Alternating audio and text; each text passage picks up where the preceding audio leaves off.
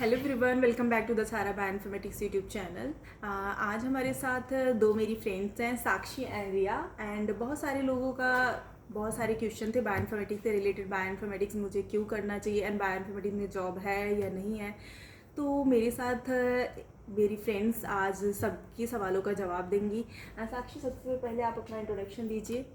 Hi, I'm Sakshi Sharma and I have done my graduation from University of Delhi in zoology honors, and then I switched my career from zoology to bioinformatics. जैसा सरिता ma'am ने बताया कि बहुत सारे students के और बहुत सारे लोगों के क्वेश्चंस होते हैं रिलेटेड टू बायोइन्फॉर्मेटिक्स। सो पहला क्वेश्चन क्या था? बायोइन्फॉर्मेटिक्स साक्षी क्यों करना चाहिए सबसे पहले? क्योंकि आजकल मैं देख रही हूँ बच्चों का ट्रेंड जैसा बन गया कि बायोइन्फॉर्मेटिक्स ले लेते हैं, जॉब मिल जाएगी। क्वेश्चन ये होता है कि बायोइन्फॉर्मेटिक्स ले लेते हैं। No, I do agree with this that बहुत सारे स्टेम कोर्सेज जो हैं वो आज एक सैचुरेशन लेवल पे पहुंच चुके हैं and it's become very difficult to do anything new in it. And of course इसकी वजह से जॉब्स भी अफेक्ट हो रही है। So bioinformatics can look like a very good option, but I would recommend that rather choosing any course, it may be bioinformatics or anything, without thinking twice about it would be a very bad idea, because bioinformatics is not just for a job. You also need skill. Without any skill you're not getting any job, चाहे आप bioinformatics कर लीजिए, चाहे आप biotechnology कर लीजिए या फिर कोई भी और सब्जेक्ट। सो अगर आपको बायोइन्फॉर्मेटिक्स लेना है तो मेरा पहला रिकमेंडेशन रहेगा, please do understand what bioinformatics is and what it contains, because bioinformatics is a very big field. उसमें सिर्फ एक ही तरह के लोग नहीं होते जो बायोलॉजी और इन्फॉर्मेटिक्स के साथ काम करते हैं। बहुत अलग अलग तरीके के लोग होते हैं। कुछ लोग ऐसे होते हैं who are very much involved in the core biology rather than technology, whereas there are some people who are not so much connected to biology but they are very good at technology. So bioinformatics is actually a field which connects everything. It's an interdisciplinary subject, and my recommendation would be that first look into yourself, that what do you want to do in your life. आपका alignment कहाँ पर है, आपको क्या पसंद है. For example, I am a person who loves biology like to the core of my heart. It's the closest subject towards my heart. But in my school back days I had PCMB. सबसे पहले मेरा favourite subject biology था और उसके बाद हमेशा से mathematics रहा है. So it's not like I have to choose between both, but both of these subjects are really what I personally love to do. So and what I, after my schooling, I wanted to pursue career in biology. That's why I did my graduation in zoology honors. But when I saw that all these STEM courses have reached to up to their level, whatever you can do in them, so I thought to switch my career. And जब मैं पहली बार bioinformatics में आई थी, I was a person who fear technology. मुझे as such कभी technology का कोई idea नहीं रहा कभी, और ना ही मुझे कभी किसी ने सिखाया, ना मुझे अपॉर्चुनिटी मिली. But I change that norm, that if I fear technology, it's not that I will be back from it, rather I will work on me. I see कि टेक्नोलॉजी होती क्या है, कैसे करते हैं, क्योंकि मेरे अलावा बहुत सारे लोग हैं जो कर रहे हैं. ऐसा तो नहीं है कि सभी टेक्नोलॉजी बहुत पहले से सीख कर आए हैं. हर कोई यहीं पर आके सीखता है इसी दुनिया में. So I thought that I should learn this skill. और जब मैंने जाना कि मैं बायोलॉजी के साथ और टेक्नोलॉजी के साथ कैसे काम कर सकती हूँ, कैसे मैं अपना इंटरेस्ट टेक्नोलॉजी के साथ मिक्सअप कर सकती हूँ, and I can do something novel in science, I thought this is the perfect background, perfect field for me to build my career, and so that I can actually give this society something from my behalf. And of course jobs are a very big concern nowadays. ये सच है कि jobs वगैरह नहीं होती, जैसे सरिता ma'am ने कहा, और बहुत लोगों को बहुत कन्फ्यूजन होती है. Bioinformatics, I would say that it's a growing field because of technology. Technology is something which can never stop. हमेशा टेक्नोलॉजी बढ़ती रहती है. Today we have like from just if I count from a couple of years back, we used to have LLMs. Now we are moving towards agentic AI, and we are moving to forward and forward. So I would say that yes, this domain is quite upgrading very fast, so you need to keep yourself updated. There can be a lot of opportunities as well, but first look upon yourself, that what you are thinking and what you are proficient in, and then you can choose bioinformatics as a career, and it will be a great like I can say it will be a great field, a great build up for your career and your personality, I think so. And बहुत सारे बच्चों का sir साक्षी यहाँ पे होता है, message आता है कि क्या वो 12th के बाद उनका बैकग्राउंड बायो का ही है, मैथ का नहीं है, क्या बायो इन्फॉर्मेटिक्स कर सकते हैं नहीं है, कुछ बोलते हैं उनका CS नहीं था बिल्कुल भी, क्या वो बायो इन्फॉर्मेटिक्स कर पाएंगे या नहीं कर पाएंगे। एक्चुअली सबका मुझे लगता है साक्षी कुछ ना कुछ बायो इन्फॉर्मेटिक्स जो सब्जेक्ट है ना इंटरडिसिप्लिनरी है, किसी का बायो वीक है तो किसी का CS वीक है, लेकिन वो करते करते सीख जाते हैं। मुझे लगता है जैसे साक्षी का CS नहीं था, उसने टेक्नोलॉजी उसे नहीं पता, लेकिन आज वो मशीन लर्निंग डीप लर्निंग पे काम कर रही है। मुझे लगता है कि साक्षी जो करना अगर चाहे तो कर सकता है। जैसे मेरा बायो बैकग्राउंड नहीं है तो मैं आज भी बायो सीख रही हूँ, कर ही रही हूँ, पढ़ ही रही हूँ। तो मुझे लगता है अगर आप चाह लें तो कर सकते हैं, ऐसा नहीं है, सबका कुछ ना कुछ कहीं ना कहीं वीक पॉइंट होता है। हाँ, ये I really agree with this कि ऑफकोर्स मेरे पास कभी भी टेक्नोलॉजी नहीं था, I was never into the IT sector, मैंने ये सब अभी सीखा है। I was very very much interested in biology, good at mathematics as well, but technology से मेरा दूर दूर तक कोई वास्ता नहीं था। I was a person back in my school or graduation days, I can tell you I was a person who feared technology. Like मैं ऑनलाइन पेमेंट्स करते टाइम भी बहुत डरा करती थी कि कहीं कुछ गलत ना हो जाए, कहीं मुझसे कुछ मिस ना हो जाए।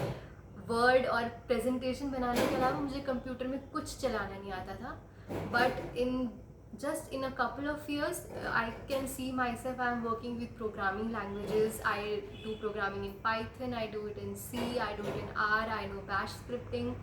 तो ये सब चीज़ें स्किल्स हैं, अगर आप सीखना चाहते हैं तो आप सीख सकते हैं। बायो इन्फॉर्मेटिक्स का सब्जेक्ट है, मुझे लगता है सेल्फ लर्निंग बहुत मैटर करता है, बहुत ज़्यादा इम्पॉर्टेंट है बायो इन्फॉर्मेटिक्स में सेल्फ लर्निंग, क्योंकि टेक्नोलॉजी हमेशा अपडेट होती रहती है।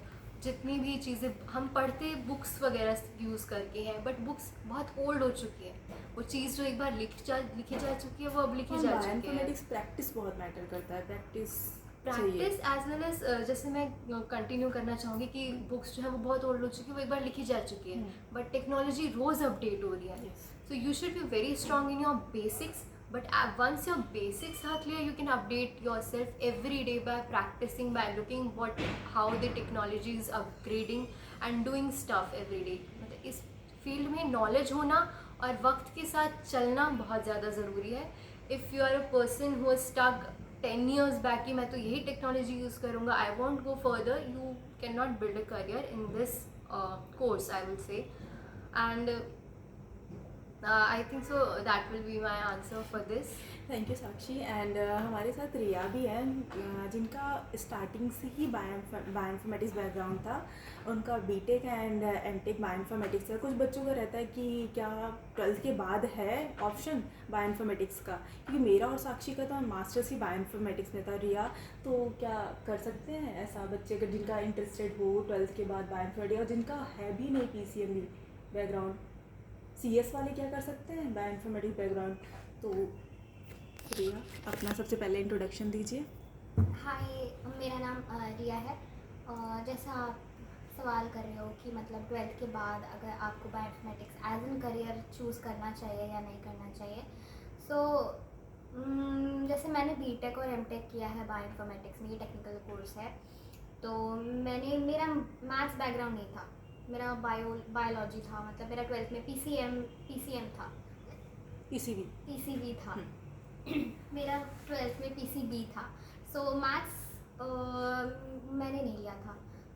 और जब मैं BTech, जैसे होता है ना लोगों का सवाल कि अगर आप BTech करो तो आपको मैथ्स आनी चाहिए, बहुत ज़रूरी है, ऐसा कुछ नहीं है। मैथ्स आप ऑलरेडी BTech में ऐसे सब्जेक्ट्स होते हैं जो आप सीख सकते हो। हाँ, ऑलरेडी आपको BTech में आपको ऐसे सब्जेक्ट्स बता दिए जाएंगे, मतलब मैथ्स आपको पढ़ा दी जाएगी जितनी आपको नेसेसरी होती है बायो इन्फॉर्मेटिक्स में। जैसे आपको स्टैटिस्टिक्स ज़रूर आना चाहिए, तो आपको नेसेसरी चीज़ें आपको ज़रूर ऐसा नहीं कि बताते हैं। पहले से आनी चाहिए। हाँ, वो ऑलरेडी होता है BTech में, होता आप है। कर सकते हो।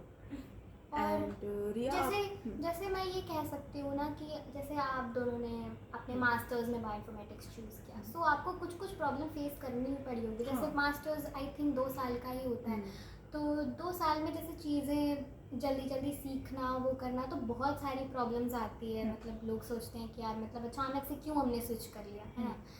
तो मैं ये कह सकती हूँ कि मैंने ज़रूर ये प्रॉब्लम फेस नहीं की, क्योंकि मैंने हमेशा 12th के बाद ही बायोइन्फॉर्मेटिक्स किया है। तो मैं बहुत बेसिक से चीज़ें मैंने स्टार्ट करी और मुझे बहुत एक लंबा टाइम मिला है बायोइन्फॉर्मेटिक्स को समझने के लिए कि स्टार्टिंग से क्या होता है।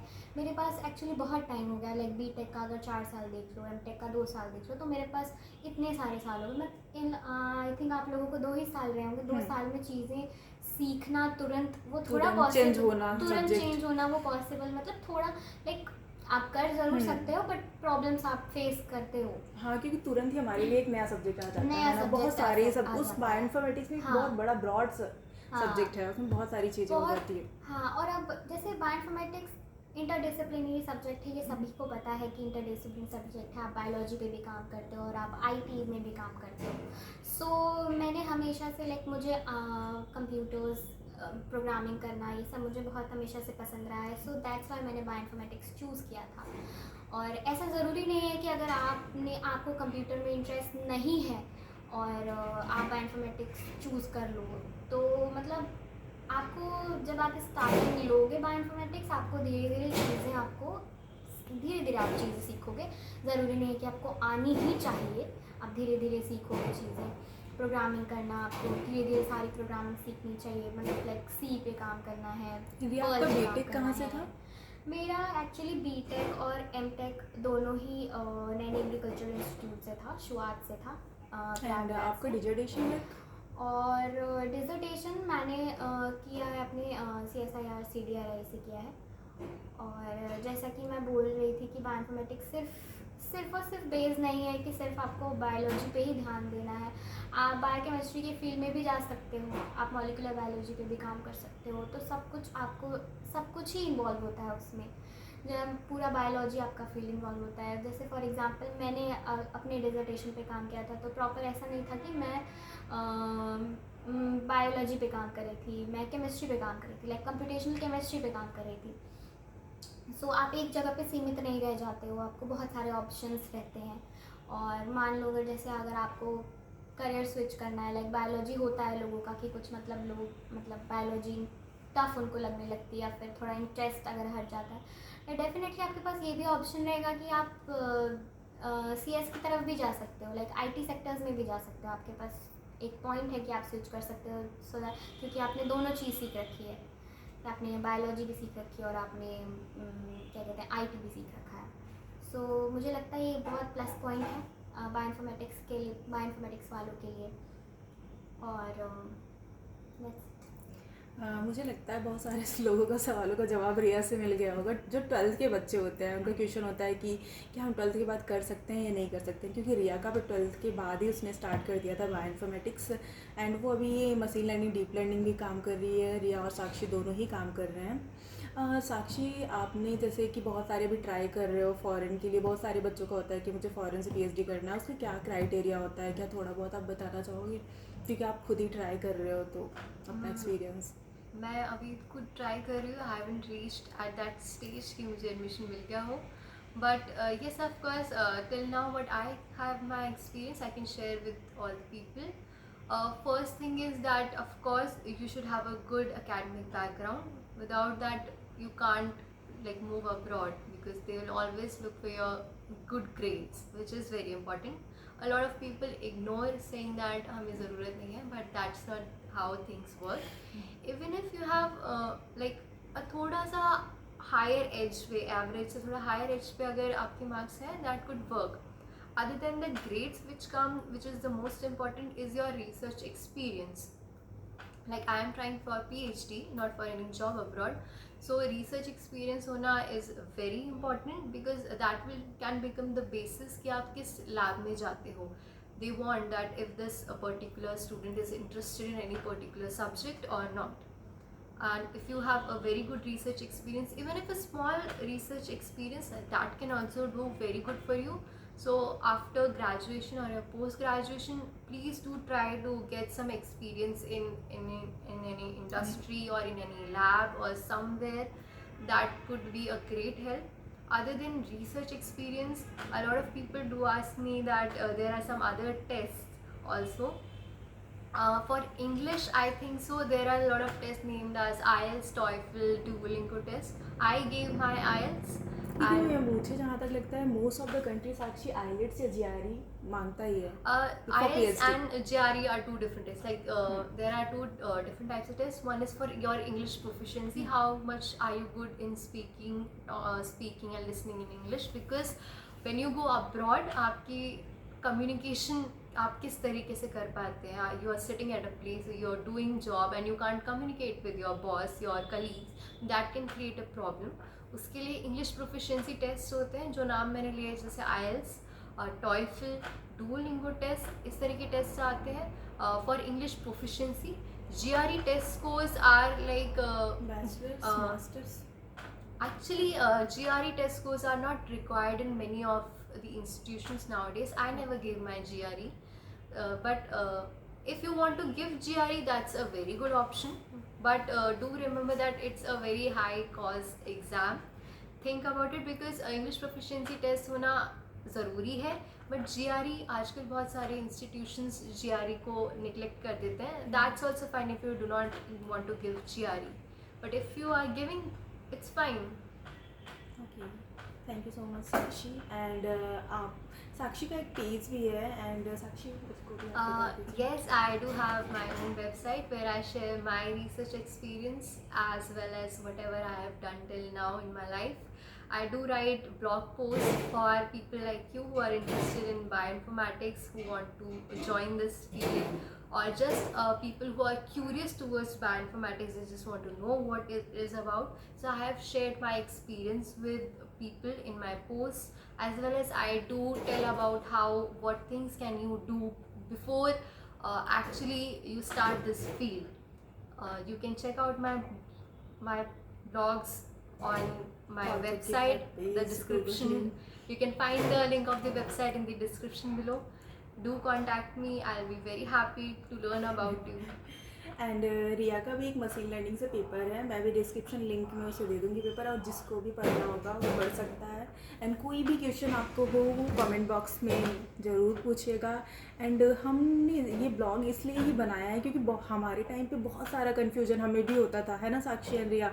बहुत कन्फ्यूजन होता था, करना है कि नहीं करना है. तो हम लोगों को बस लगा कि शायद हम लोगों को ये सवालों के जवाब देने चाहिए. तो कि इसलिए जैसे आप लोग कंफ्यूज ना हो सके. So that we can help you all guys out there, because we have already struggled through this path.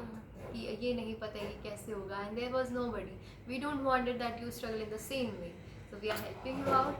You could get and check her blogs what she posts on YouTube. You can come to my website. You can check out my blogs and posts, and do tell us how do you like our work. And do contact with us. We'll be very happy to talk to you. Thank you so much. Thank you so much. Thank you. Bye guys. Bye bye.